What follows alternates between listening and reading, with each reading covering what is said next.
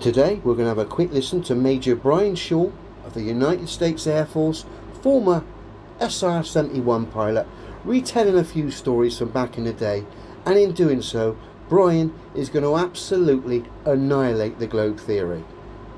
We're then going to have a look at the globe distance to the horizon calculator, and then we're going to compare the observations that Brian Shaw was seeing, measure the distance, compare it to the distance of the horizon calculator, i.e. the globe mathematics.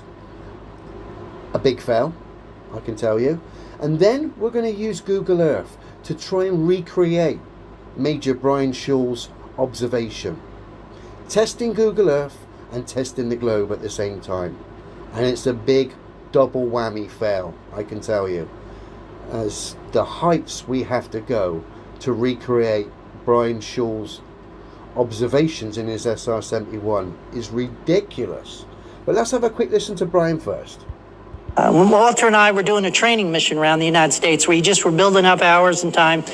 And we take off out of Beale, hit a tanker in Idaho, rip on up to Montana, zip across Denver, hang a right turn in Albuquerque, out over Los Angeles, up to Seattle, back into Sacramento, 2 hours, 21 minutes. And you just do that and you do it backwards, and you hit a tanker or two. It was just to gain crew coordination, build your hours. We're on our last training mission. We're over Tucson. I can see downtown LA from Tucson. We're at 89,000 feet. I can see the whole western United States bathed in a warm October fall glow. I can see the chain of Rocky Mountains from Canada to New Mexico. I could just see the most beautiful picture laid at my feet in the... Fantastic, Brian, thank you. And no doubt it was incredibly flat, my dear man, if you were seeing that far. So Brian, at 89,000 feet, was seeing the whole western side of the United States. He was 89,000 feet above Tucson. He could see the whole of the western side of the United States. He could see downtown LA. He could see the Rocky Mountains in Canada coming all the way down to New Mexico. Incredible. Let's just have a look on a map just to give you some idea. 2 secs. So here's a map of the western United States. Tucson is right at the bottom there, below Phoenix. And of course our pilot Brian was 89,000 feet above Tucson. And strangely enough, he was seeing the whole of the United States. Not only that, he was seeing the Rockies come down from Canada all the way down to New Mexico. You kind of gave the game away there, Brian, as we're about to see. Okay, over at the distance to the horizon calculator. Observer height 89,000 feet. Calculate the distance. We get a distance to the horizon of 365.9 miles. Already, anyone who looked at that map just now can see there's an obvious problem. Right, let's get some idea of distance here. I'm going to be quite kind to the globe believers. I'm not going to measure all the way to the Rockies inside of Canada. I'm going to measure to the border. Just to be fair here. I don't want to crush your globe too much. So to give us some idea, distance, let's say approximately 1,100 miles to the Rockies on the US-Canadian border, okay? It's actually a lot further. If I was to include the whole Rockies, we'd be looking in the region of 1,500 miles. But we'll give the Globies a sort of fighting chance here. Not that their reality is real whatsoever, it's pantomime, as we've just seen. So we've got that, 1,100 miles. This SR-71 pilot was seen at an absolute minimum from 89,000 feet. But the globe mathematics tell him, and us, that the horizon, i.e. the cut-off point, should have been just over 300, was it 369 miles, was it? Let me just double check. 365.9 miles. So the horizon on the globe model from an observation height of 89,000 feet should be 365 miles away, i.e. the cut-off point. But strangely enough, Brian is seeing another 7, if we want to include the Canadian Rockies, another 1,200 miles. Oh dear.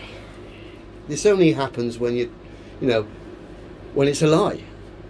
You wouldn't have these problems if the globe was fundamentally true. So let's go on Google Earth now before we finish, and let's see how high we have to get before we can actually see what Brian, the SR-71 pilot, stroke globe knockout artist, could see. Let's have a look. 2 secs. Okay, we're on Google Earth. You can see Tucson just at the bottom on the left, just to the left of the Google logo there. Okay, and look up at the top. Obviously this is what we're interested in, to see how far we can see. So we've located Tucson. I'm just going to bring it down a bit now, so in theory we're above it. Okay, so just slide that down, being quite generous there. So I think it's fair to say we're above Tucson. Now looking at the globe horizon, we've got Oregon, Idaho. We still can't even see Washington State yet, and at the moment my altitude is not 89,000 feet. I'm 324 kilometers up so far, which is what, 200 miles up, is it? Near enough. And I still can't even see Washington State, yet alone Canada, where the Rocky Mountains are. So let's go a bit higher. Right, Washington's just popped into view there, which is just before the Canadian border. So what height am I? 373 kilometers up, and I still can't see Canada. That's behind the ball. But strangely enough, the SR-71 pilot could see all this and more from 89,000 feet. But according to Google Earth, I have to literally go into space.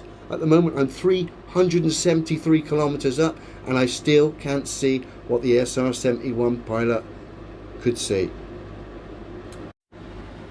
You gotta love the SR-71.